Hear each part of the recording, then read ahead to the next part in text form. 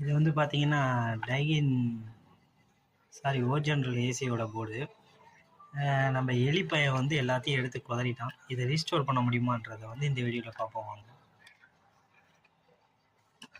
So என்னன்னு பார்த்தீங்கன்னா, இதுதான் அந்த ஜாக்ஸு.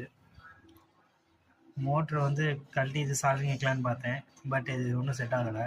ஸோ புது மோட்ரு வாங்கிட்டேன். அதில் ஆக்சுவலி பார்த்தீங்கன்னா மொத்தம் 3 மோட்ரு வரும்.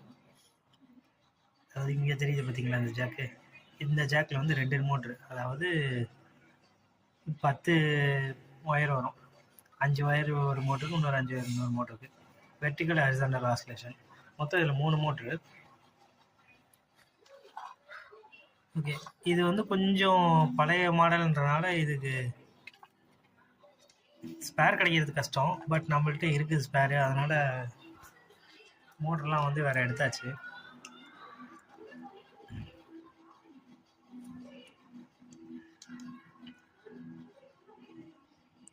மோட்டரும் ஒரு காம்போ இது.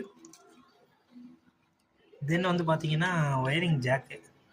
இந்த மோட்டரோட ஒயரு எல்லாம் கிடச்சிருச்சு. போர்டை ரெடி பண்ணி செக் பண்ண வீடியோட லிங்க் கீழே இருக்குது, மறக்காமல் செக் பண்ணுங்கள்.